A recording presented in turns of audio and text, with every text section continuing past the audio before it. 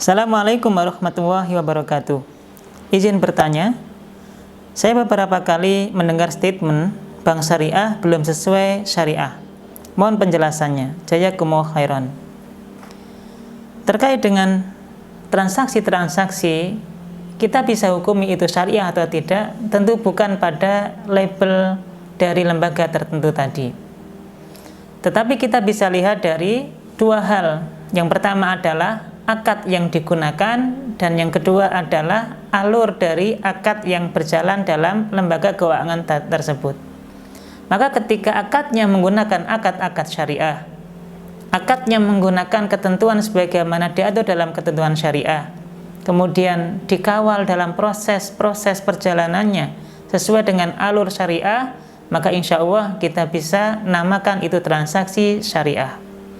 Apapun itu dan siapapun yang melakukannya, terlepas menggunakan label syariah atau tidak, ketika dua hal ini bisa terlaksana, maka hakikatnya itulah yang disebut dengan transaksi syariah.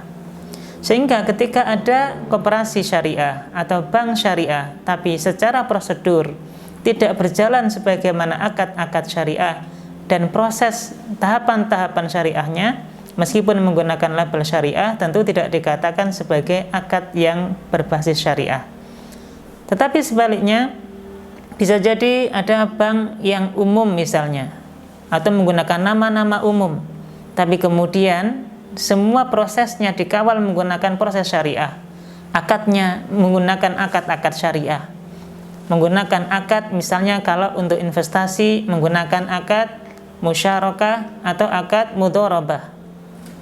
Atau kemudian ketika ada pembiayaan menggunakan murabahah atau menggunakan akad pinjam-meminjam al-qard yang tidak ada tambahannya dan seterusnya, maka ketika akad ini digunakan, hakikatnya kemudian berjalan sebagaimana proses yang sesuai dengan ketentuan syariah, maka bisa dikatakan ini adalah menggunakan prinsip syariah.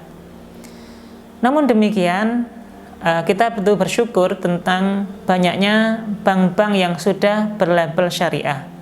Tentu kita mendukung adanya koperasi syariah, bank-bank yang sudah berlabel syariah, dan terus kita dukung untuk menyempurnakan akad-akadnya sehingga murni menjadi akad-akad murni syariah.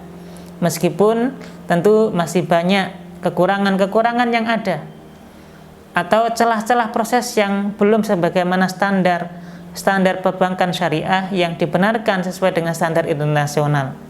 Setidaknya kita bisa mempercayakan tabungan kita atau investasi kita kepada bank yang murni syariah atau yang berlabel syariah dibandingkan dengan bank konvensional yang kita tahu pasti terjadi penyalahgunaan atau terjadi alur-alur yang tidak sesuai dengan ketentuan syariah. Wallahu a'lam.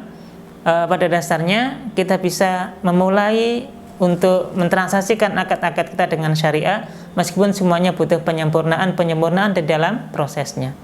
Wallahu a'lam bishawab. Assalamualaikum warahmatullahi wabarakatuh.